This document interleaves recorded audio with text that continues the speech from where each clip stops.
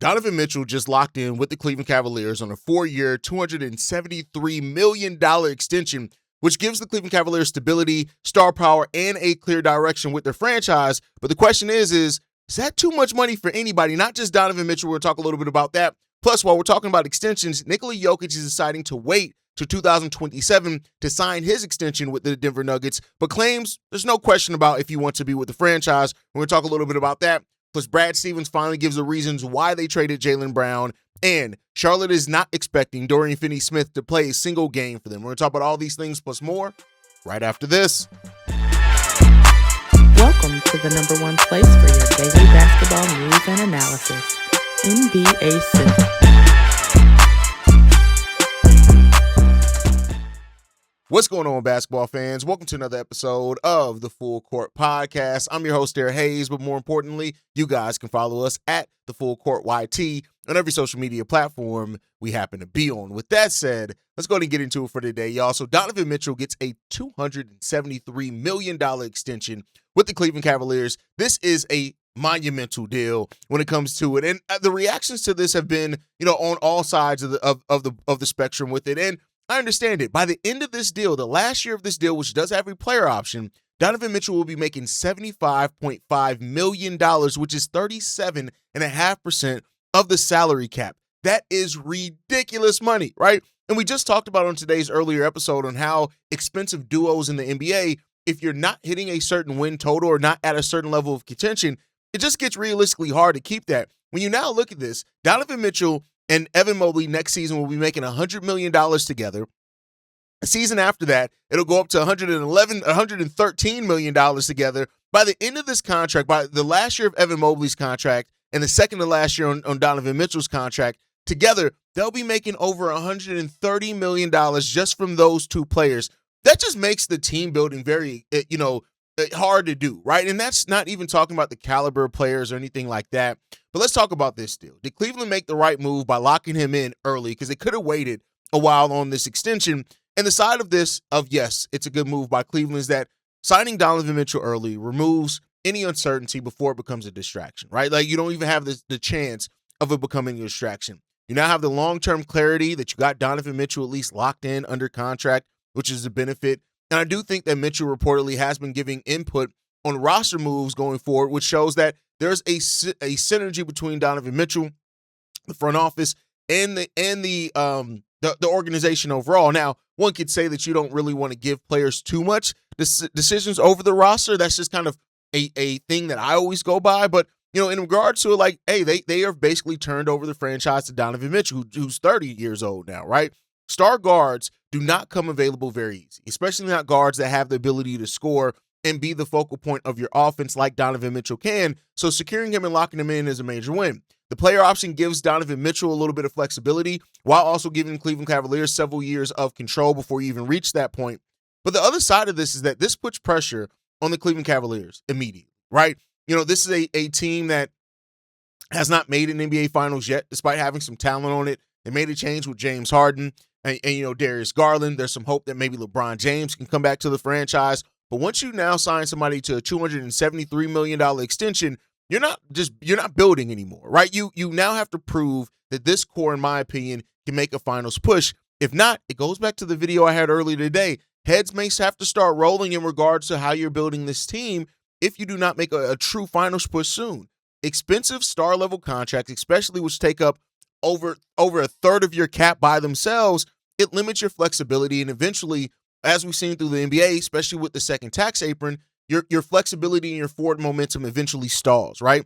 So the Cavs already have questions about their roster balance, the playoff offense, and whether their ceiling is a truly elite ceiling, able to get to a championship. And if they don't break through this season, this extension becomes the start of a much larger debate on what you're going to have to do with your roster. And that's what we'll see. Right now, it's a win for Cleveland because getting your stars and getting them locked in early, it does matter. But now the Cavs have to stop being interesting and start building something that's real and legit, right?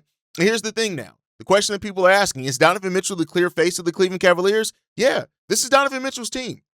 On top of him having some say over the roster control, over the roster build and stuff like that, when you commit this much money to somebody for this long, that's it.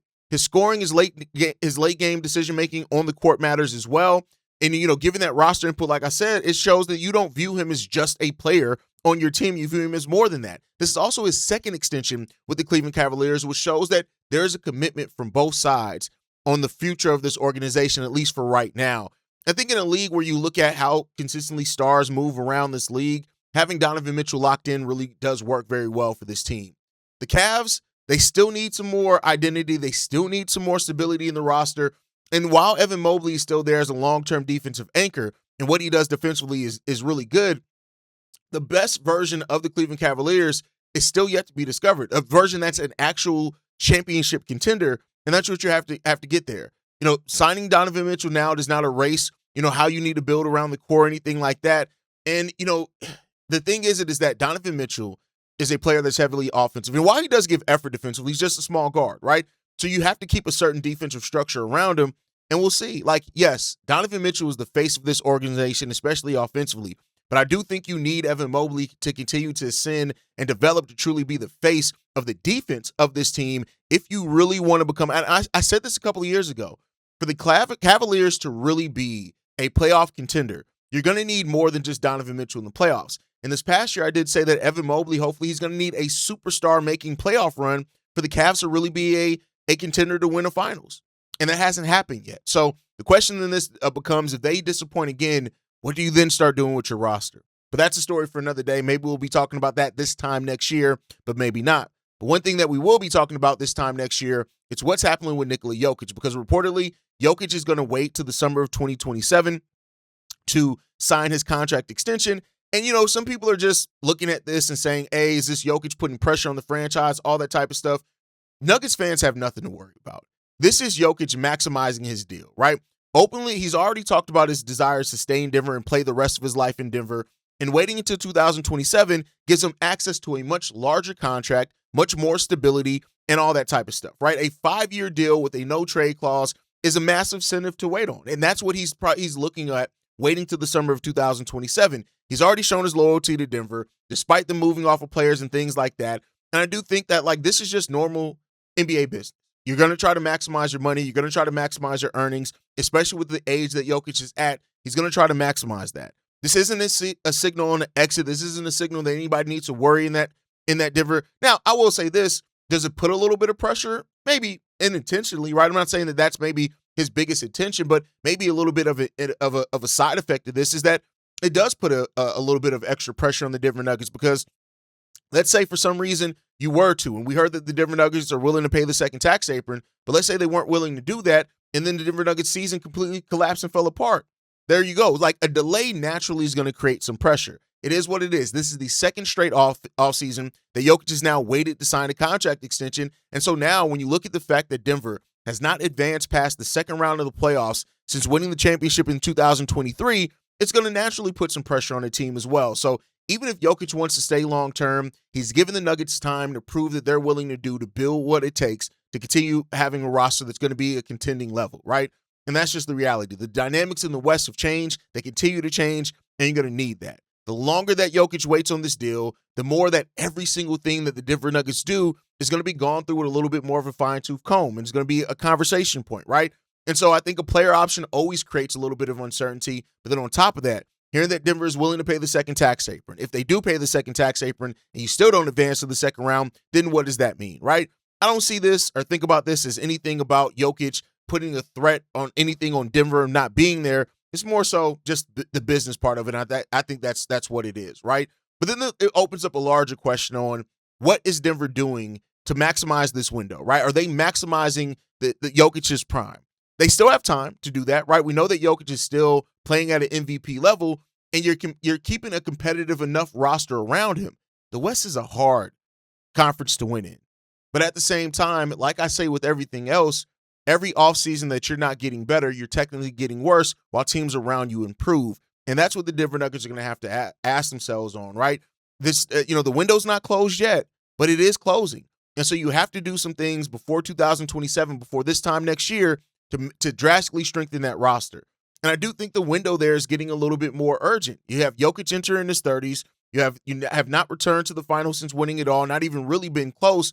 and the role player contracts and pressure with the second tax apron, it puts more pressure on that team to get things done. You just got to see what happens in regards to that, and we'll see. Moving on from that to the team that did move on from a star, and that's the Boston Celtics moving on from Jaylen Brown. And so Brad Stevens has given his reasoning on why they decided to do that move. And it's still one that still raises some questions, right? Naturally, you're going to have some questions in regards to that. But he talked about, he said this: when I looked at our team and where the league is heading, looked at the way that we finished the last couple of years and at an unbelievable way we've played in the regular season, in the last couple of years, the path looked a little bit more challenging to me.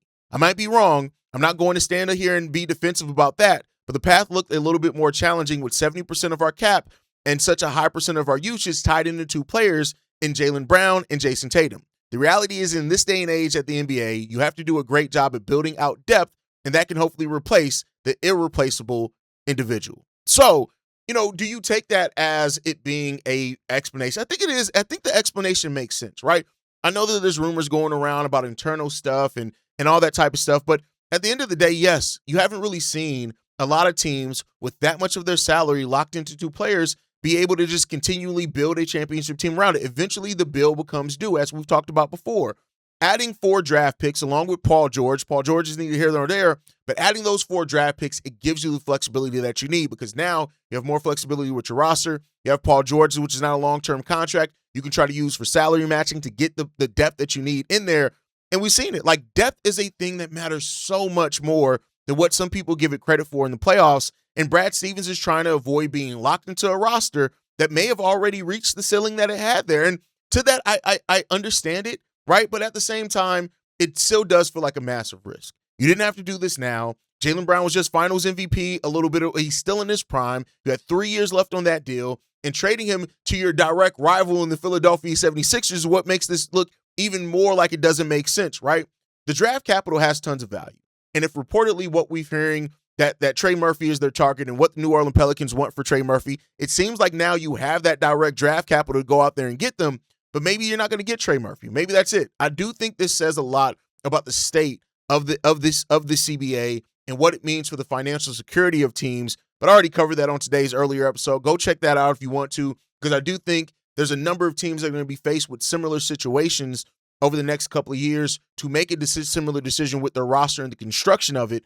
But hey, the Celtics made their move now, and now we get to see what they do with it, because if you're going to preach flexibility and you didn't want to be locked into a certain roster, now what do you do with that flexibility, especially for a fan base that just had a team that won a championship? So I guess we'll see what's going to happen in regards to that one. But, of course, the question is going to raise on, was Jaylen Brown really moved on? Was it about money? Was it about winning? Was it about financial flexibility? And really, you can pull out whatever you want out of this, depending on how you want to read the tea leaves, how much you believe the rumors and the speculation around stuff. You can look at it to a lot of different ways. But ultimately, this is the decision that the Boston Celtics made. And like I said, all right, you preach flexibility and not being locked into a roster, not having so much of your salary cap tied into two players. Now, what do you do with it? What do you do with this to make this make more sense? And that's the question that we have here. But that on top of, before we get up out of here, Dorian Finney-Smith is not expected to play a single game with the Charlotte Hornets. Now, this should not be much of a surprise. This one comes from the Charlotte Observer that says this: the Hornets officially completed their transaction to acquire Dorian Finney-Smith. The Hornets acquired Finney-Smith and 3 second-round picks from the Houston Rockets. Charlotte used the bulk of their non-tax player MLE to bring Finney in via trade. Despite them using a valuable exception to acquire Finney-Smith, the veteran forward is unlikely to play for the Hornets. Now, okay, cool. You acquired a player that you don't plan on playing with. What does that mean? Do you plan on buying him out? Do you plan on trying to reroute him? What are you going to do, right? Charlotte is a team that really made a huge step forward. But then you traded LaMelo Ball, and now everybody's kind of looking to see, what does that mean now? Charlotte Hornet is sitting on a huge draft pick stash, both first rounds and second round picks. And so now it becomes about, how do you cash in on that to help your franchise progress? And what are you going to do with that? That's what we're going to see, right? Using the bulk of your non-taxpayer mid-level exception is really neither here nor there when you look at some of the options that were still out there and stuff like that. But if you're not going to play this player, you're stacking draft picks, you're bringing now around Brandon Miller and Con Knippel. What's the next step for you? Drafted Christian Anderson, which I really do love there for that team. I love the roster that they're building in that sense. But there's still tons of questions on, Does Charlotte actually get better? Now, I think that's going to have to be proven on the basketball court. We can talk about how we feel about the absence of LaMelo and all that type of stuff, but you added Haize back. You got Naz Reid in there. Kobe White's your starting point guard projectedly now with Christian Anderson backing him up. You added Grayson Allen as well to this team. Does this seem like a team? Does this feel like a team that's going to make a considerable step up next year? Or are they going to be kind of in that Eastern Conference playing area? And I guess we'll see what's going to happen in regards to that one. But this is a league that's getting a lot more ruthless. This is a league that's getting a lot more, everything that around the NBA. And one thing that we see this offseason is that teams are not really sitting and waiting anymore. When they have an opportunity and they feel that the deal's out there, they're making that deal. And so, this has been a very fun offseason. It's been great to cover here at the Full Court Podcast. But sound off down below on how you guys feel about everything down below. I want to hear from you guys in regards to this one. Make sure you guys like the video, subscribe to the channel, hit that notification bell so you never miss an episode or an upload. You can follow us at the Full Court YT on every social media platform. You can also send us any feedback, questions, comments, concerns. NBA Central Show at gmail.com. And then lastly, if you want to leave a text message and our voicemail for the mailbag, the number to do so, 773-270-2799. We're the number one spot for everything NBA and basketball related. And I'll catch you guys the next time I feel like making an episode. Prior tomorrow. Peace, y'all. Been a presentation of the Breaks Media.